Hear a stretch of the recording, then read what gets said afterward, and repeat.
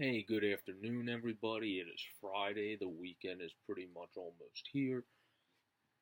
And the Sixers take on the Cavaliers tonight, which is a big game for the Sixers because the seedings are so close.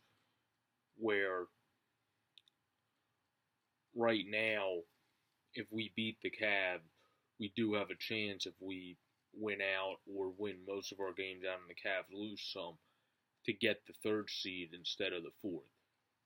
But first things first, the Sixers need to win tonight, and of course they're going to have to beat Cleveland without Joel Embiid, but that should be significantly easier than it would have been before we made the moves of getting Ersan Ilyasova and getting Marco Bellinelli, because on this winning streak, it is no coincidence that those two have been big, especially Bellinelli off the bench has just been lights out. We basically now have two sniper shooters on our team in J.J. Redick and Marco Bellinelli, and then Ersan Ilyasova when Saric was out, who's supposed to be back tonight, which is a big plus for the Sixers too, stepped up big. So, Sixers just need to keep playing how they did. It's likely going to be a typical game of how it's been on this winning streak.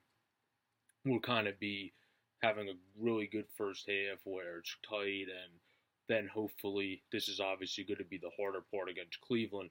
If you do and play your cards right and you keep it where you want it in the second half and it's like a tie or we're up by a bit or down by a few, having that big third quarter is not as easy against LeBron's team as it is against the other teams we've been doing it against.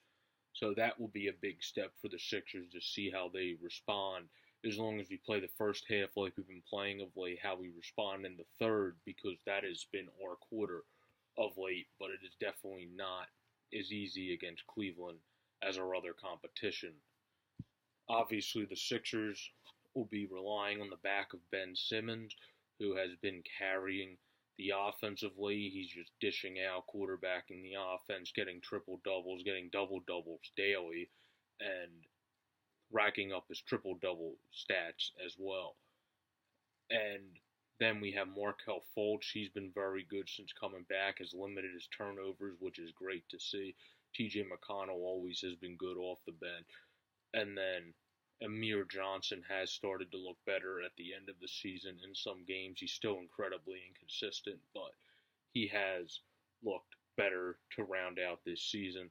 And then Richaun Holmes has just always been a good bruiser and shot blocker off the bench, and he's filled in also well for Joel Embiid's absence. So this team has showed that they've grown and that they are at a point where without Joel Embiid, they are still able to come together and figure it out, which is something we were not able to do early on and even throughout the middle of the season. So the Sixers just need to keep doing their thing.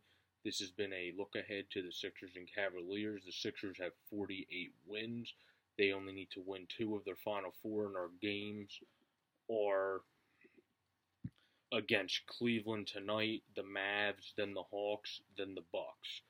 So the Sixers should beat the Mavs. If we win tonight, we're going to win 2 of our final 4, because if they beat Cleveland, we're going to beat either Atlanta or the Mavs. And likely or potentially both. And then obviously the Bucks are always a tough game because of Antetokounmpo.